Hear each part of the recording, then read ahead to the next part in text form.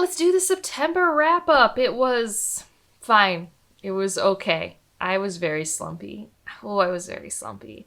I read 7 things, 6 of which were at least on my physical TBR, so that seems cool. One of them I wasn't even really anticipating getting to.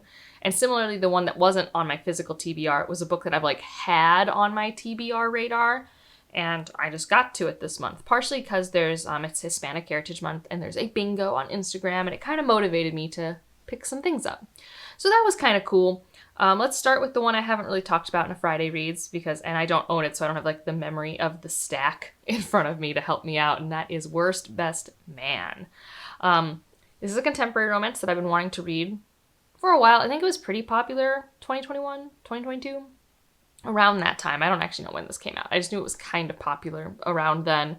And I had read one of her short stories in Amor Actually, which is Love Actually, but by Hispanic authors around Christmas sort of thing. And I do like that anthology of romance stories. It's quite fun.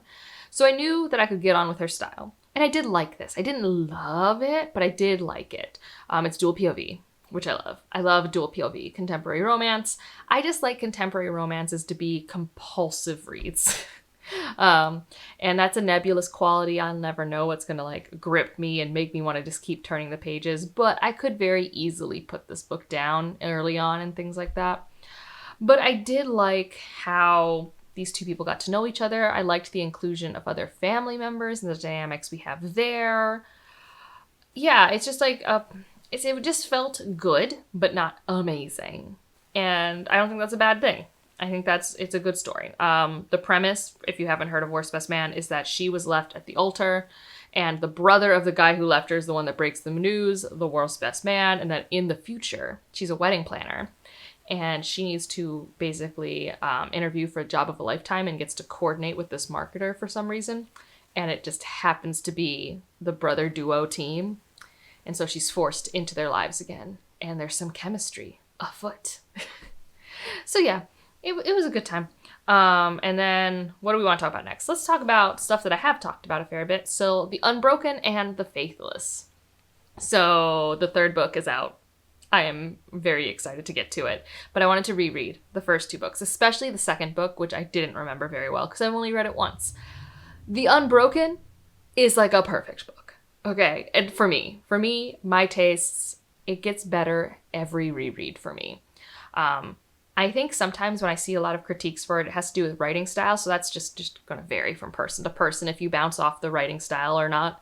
I think it is very fascinating to watch Luca and Teren deal with the situations that they're in and their baggage and how they are challenged by this land that has been occupied by Luca's people. Luca is the heir, and Teren is a conscripted child soldier who's now an adult.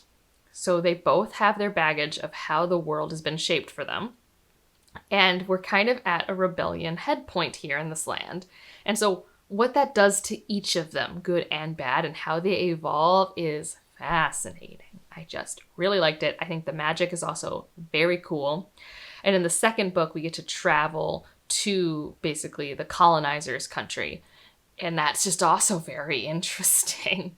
And then the more we learn about the magic and the more that they evolve as characters. And now, that one was a more political book. So The Faithless is more political. You got some more ballroom tension scenes. You got kind of a mystery element going on there.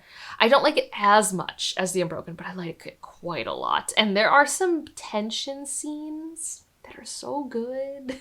Because Luca and Teren are attracted to each other. Pretty much from the get-go, but they don't necessarily like each other, and their emotions are very confusing. And so when they come to a head and are trying to figure out their mess, it's gloriously messy, and I adore it. And the tension, and it's just it's kind of the definition of the brain knows that they should be thinking it through, and then the heart wants what the heart wants, and it's just so good. And there's some side characters added in the 2nd book that I think really do bring a good life to the story. Because, so we talk about there's a rebellion in the 1st book. There's also a brewing rebellion in the 2nd book because, I mean, rightfully so, C.L. Clarke is kind of looking at the fact that okay, this empire that's colonizing places, not everything's good at home. People do not like the empire at home either. But then it also kind of looks at the realism of it of who is gate kept from being involved in which rebellions and why. And the magic is still cool. So I'm very excited, scared for the Sovereign.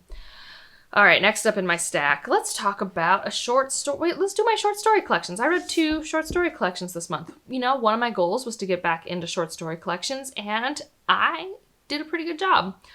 So one of them is Joviana Rivero. She is a Bolivian author, and this is From Fresh Dirt from the Grave. I would recommend this to people who like more literary short stories or gothic short stories, maybe a la Carmen Maria Machado sort of thing. And there's 6 stories in here, and they were all really different and interesting. But also, it's the type of collection that can't overstay its welcome. It's 6 stories. It's like 160 pages. But also, there are just these themes of agency and revenge laced throughout in different contexts that I really enjoyed. Different writing styles and frameworks that are used. And I really like when people in short stories use different frameworks. So, for example, in our first story, it kind of uses a call and response sort of present day. All right, we're going into the past with this like interrogation scene. And you kind of do this back and forth as you slowly learn what's happened to this individual.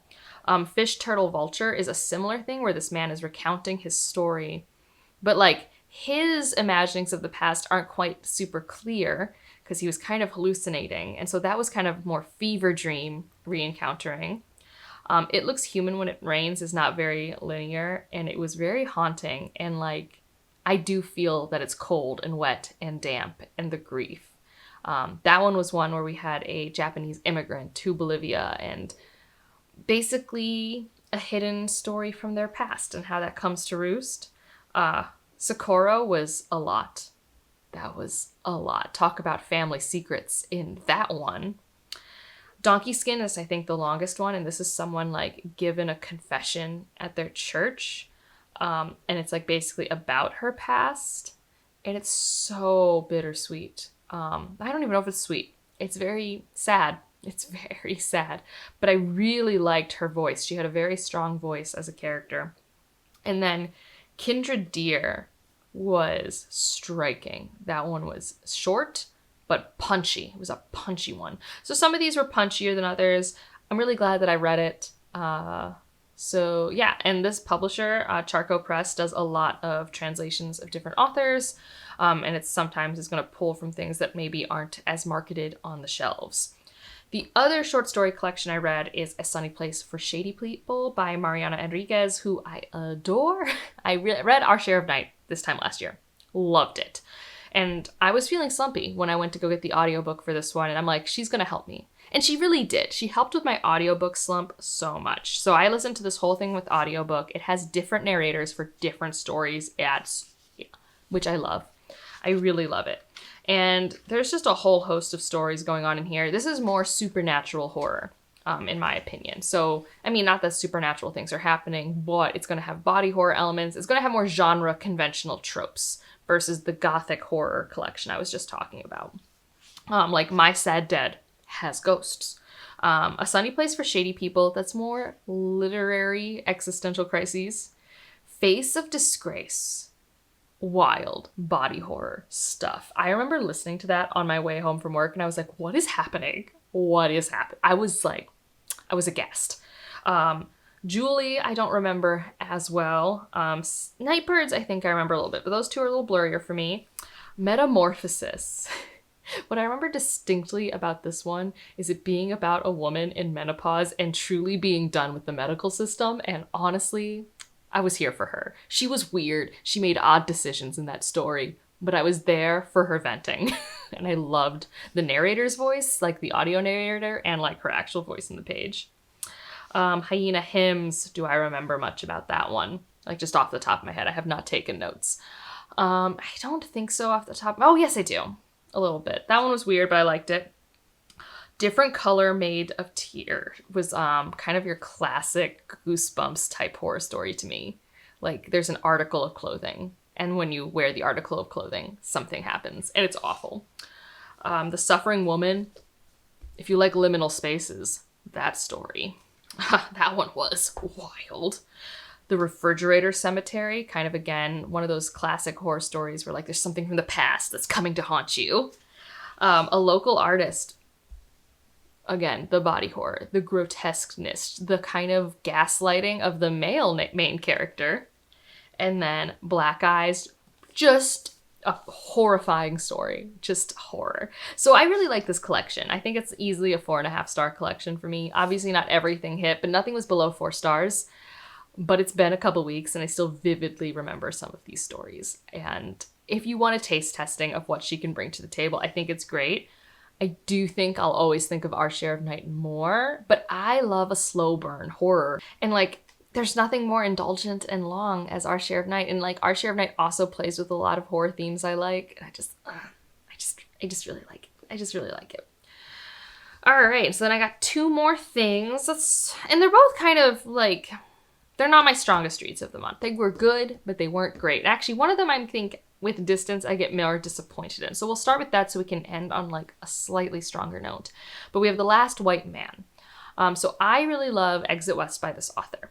And this author does kind of, at least in the 2 things I've read from them, has a shtick of like, okay, let's change the world in this really dramatic way and watch how people respond to the change. So in Exit West, it's, we have doors, and if you go through the door, you can end up in another country, so we cannot control borders anymore.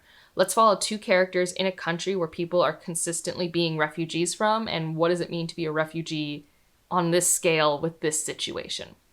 I thought that one, because it was 300 pages, and because we were so linked to just these 2 characters and their relationship and how it evolved, it was really good and tight and thoughtful. This one, it's so short. Like, I have my copy in front of me. Like, how short is this? Oh, wow. It's like a novella type pages, so huge margins. And then it's actually like 180 pages. I think it took me like 2 hours to read on audiobook, not even going that fast. Maybe 2.5 hours. And so it's not a lot of time. Now, The Last White Man, I do think kind of is meant to represent how the author had to deal with basically how the United States treated people from the Middle East after 9/11. So I don't want to take away from where this like seed came from. The idea of like before 9/11, being from the Middle East really wasn't that big a deal one way or the other. Like, yes, you were still othered in terms of being marginalized, but there wasn't an extra negative connotation. And after 9/11, you can no longer blend in or anything like that, is I think what the author's note says at the end. Now, what happens in the story is slowly over, I want to say months, people start waking up and they're no longer white. They are, I think, black. And I think this is part of the way that I have to say I think black is part of the ambiguity that I wasn't like sure what was happening, because I couldn't tell if it was just a pigment change or if it was like a lot more dramatic of a metamorphosis than that. And I only bring that up because the book brings up a lot about how people can't recognize each other, which I thought was odd. Like, I could take for a split second, maybe you wouldn't know someone if something that dramatic changed, but it seemed like there might have been some bone structure changing. And I was just like very confused about that choice. And again, just the emphasis on it. We don't have a lot of space in this book either. And so our main characters were white people that are turning black. And there's that stigma in this middle period where not everyone has been turned yet. And then there is the ending of the book where now everyone's black or brown or whatever is happening in this change and where the world is then. And I just felt it was truly very surface level. Like, I just don't think it did a lot that was very interesting to me. I really didn't care that much for the characters. I thought it was interesting, but not groundbreaking who the last white man was. And so I kind of was just disappointed. I expected more. I don't think this did anything groundbreaking. And I do think, I don't think there was any malice in the story creation, but I do think because it's not as well thought out as it could be, it leaves room for, bad faith interpretations and just the general sense that it's a lazy thing, which I don't think this story needed that type of interpretation to happen. So yeah, and especially because I'm pretty sure this entire book, the only perspectives we get are from white people who are turning black. There are mentions of people who are black in this world, who always exist, but we don't have a point of view from them, which is of course a choice. I'm not saying that the author forgot to do that. The author himself is not white. But I just don't necessarily think I gained enough from that decision. And I think maybe if it was a little longer, it could have worked better for me. I don't know. So yeah, a little bummed about that. The next one I did find was quite cute, just a little long for me, and that is Sal and Gabby Breaks the Universe. This is by Carlos Hernandez, who wrote a short story collection that I adore. And this is a sci-fi middle grade. And I just don't read a lot of middle grade. So a middle grade that is, and again, I can look at my copy here, that is 370 some pages. It's just a bit long for me. So I think that's I was just feeling some fatigue at the end of it. But Sal's a great character. Gabby's a great character. I love the families. I love how this sci-fi element is so tied to how Sal is trying to deal with a big change that happened in his life. So Sal and Gabby Break the Universe, it's about this kid Sal. He's at a new school. He wants to be like a close-up magic magician sort of thing. And he can also pull things from other multiverses. But there are repercussions to that. And he started to do this after he lost his mother. And Gabby and her family, they are dealing with her new brother who was born and had to be placed in NICU right away. I don't know if right away, but he has an immune disease problem. And so he has to be in like this bubble thing, and he's like fighting for his life. And it's just like a fun school environment. There's a lot of them trying to help one of their classmates. It's definitely very wholesome, and everyone's coming together. It almost feels a little utopian in the way that middle grades can feel utopian to me. Not in a bad way, it just doesn't feel real. But I don't necessarily think a middle grade book has to feel bitter and jaded and real. I think having places to imagine good places for people reading this book is like totally fine.